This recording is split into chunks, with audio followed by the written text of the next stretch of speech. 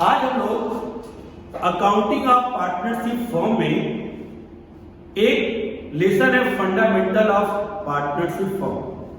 तो पार्टनरशिप जो हमारा लेसन है उसमें पहला जो टॉपिक है फंडामेंटल ऑफ पार्टनरशिप में हम लोग ये सीखेंगे कि कैसे बिजनेस अपना पीयर एप्रोप्रिएशन अकाउंट बनाता है।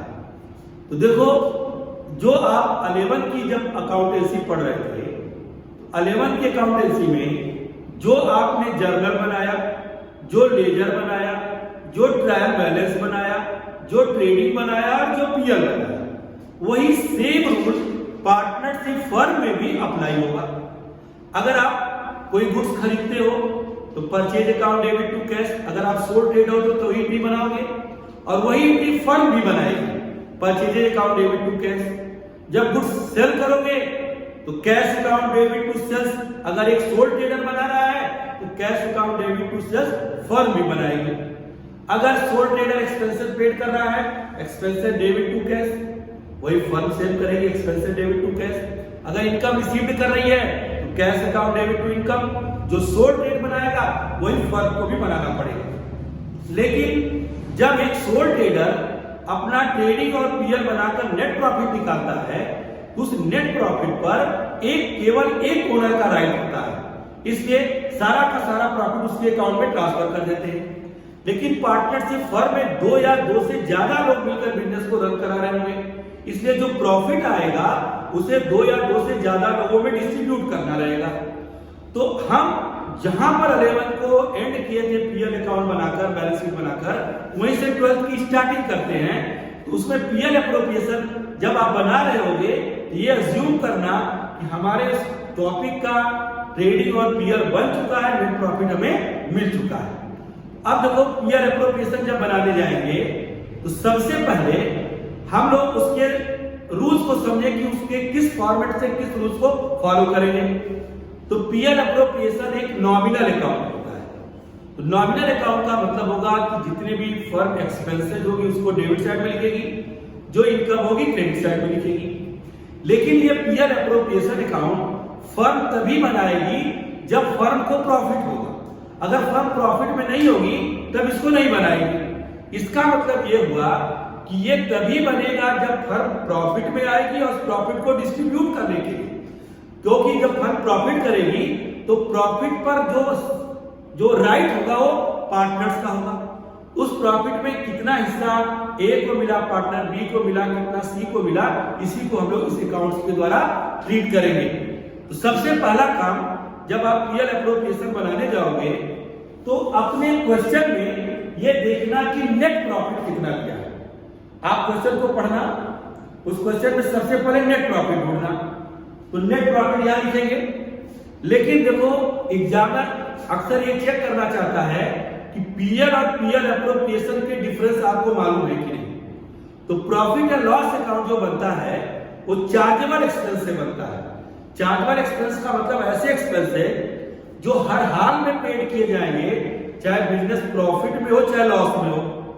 और एप्रोसिएबल जो होंगे वो तभी दिए जाएंगे जब बिजनेस प्रॉफिट में होगा। चार्जेबल में हम आउटसाइडर को अगर कोई पेमेंट कर रहे हैं, किसी इंप्लॉइज को पेड कर रहे हैं, उसको भी दिखलाएंगे। लेकिन एप्रोसिएबल में किसी आउटसाइडर को अगर आप सैलरी दे रहे हो, किसी आउटसाइडर को इंटरेस्ट दे रहे हो, किसी आउटसाइडर को कमीशन दे रहे हो, तो उसको नहीं लिखोगे। केवल जो आप पार्टनर्स को पेड कर रहे होगे उसी को लिखोगे। तो एग्जामिनर ये देखना चाहता है कि आपको दोनों के डिफरेंस मालूम है कि नहीं। तो क्वेश्चन में कुछ चार्जेबल एक्सपेंसेस के नाम दे देगा कि इनका अभी ट्रीटमेंट नहीं हुआ, जबकि इनका ट्रीटमेंट पीएल में होना चाहिए और पीएल हमारा पहले से बन चुका है। तो चार्जेबल एक्सपेंसेस में देखो, अक्सर 2-3 पॉइंट नीचे करता है। इंटरेस्ट ऑन पार्टनर्स लोन, अगर किसी पार्टनर ने फर्म को लोन दिया और उस पर वो इंटरेस्ट ले रहा है। रेंट टू द पार्टनर, अगर पार्टनर ने कोई अपनी बिल्डिंग फर्म को प्रोवाइड किए किराए पर और उससे वो रेंट दिया जा रहा है पार्टनर्स को, उस रेंट को, और मैनेजर को अगर हम कमीशन दे रहे हैं, वो मैनेजर भी आउटसाइडर है। अगर ये 3 चीजें या कोई ऐसा आइटम जो आप पीएल में लिखते हो क्वेश्चन में दिया हुआ है, तो सबसे पहले उसको इस नेट प्रॉफिट से माइनस कर देना क्योंकि ये एक्सपेंस पीएल में लिखे जाने वाले हैं। अगर पीएल में लिखे रहते तो तुम्हारा ये प्रॉफिट उतने से कम हो जाता, उसको माइनस कर देंगे।